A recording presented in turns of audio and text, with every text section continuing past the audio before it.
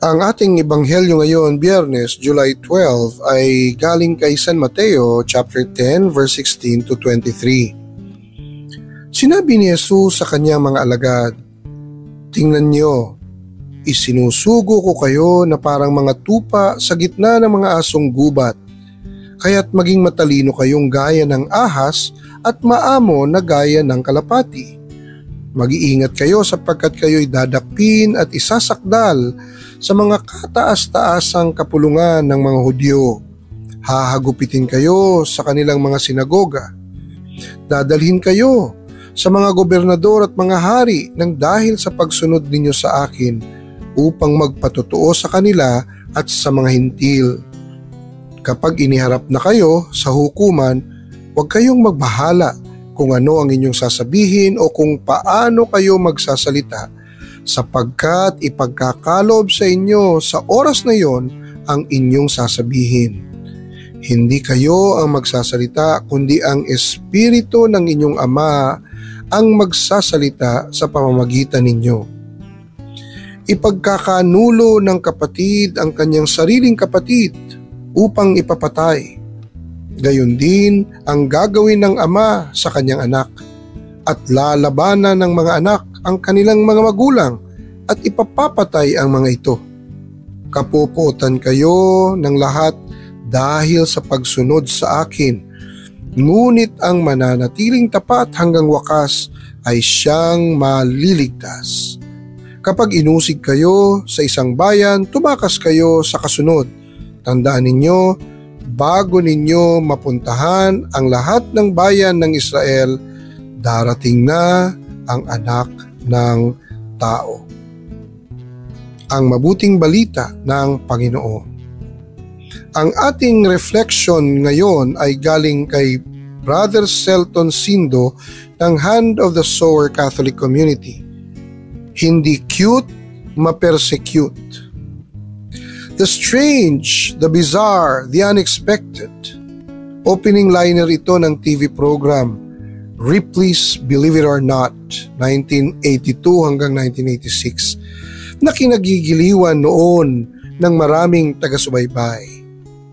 Subalit tiyak na hindi kagigiliwan ng karamihan ang hamong kakaharapin ng sinumang magpapasya. Ang landas ng Panginoon ay kanila ring tatahakin dahil sadyang hindi cute ang ma-persecute.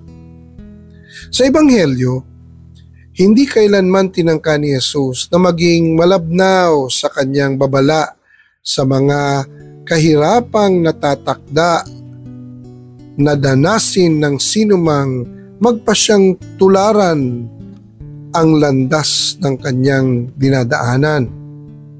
Pahayag ng kasulatan ng dahil sa pananampalataya, mas pinili pa ng mga martir na Kristiyano ang mamatay sa pahirap. Mayroong hinamak at hinagupit at mayroon ding ikinadena at ibinilanggo.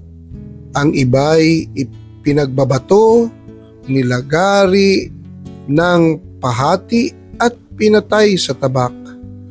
May namulubi, inapi at pinagmalupitan, nagpagala-gala sa mga ilan at kabundukan. May nagtago sa mga yungib at lungga sa lupa. Ito'y galing sa Hebreo chapter 11 verse 35 to 38. Sa kabila ng matitinding pag-uusig na ito, nahadlangan ba ang paglaganap ng Ebanghelyo? Hindi.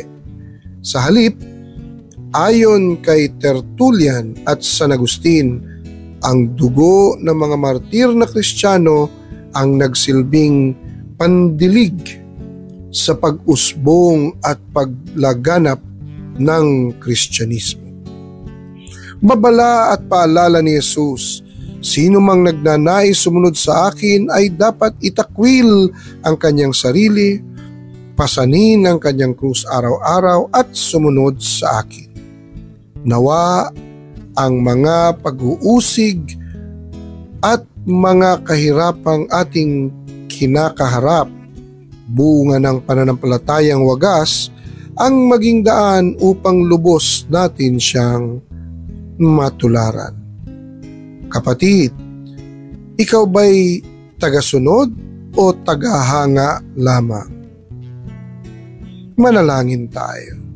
Jesus, gawin mo kaming magiting na tagapagsunod sa iyong landasin. Amen. Sa ngalan ng Ama, ng Anak at ng Espiritu Santo. Amen.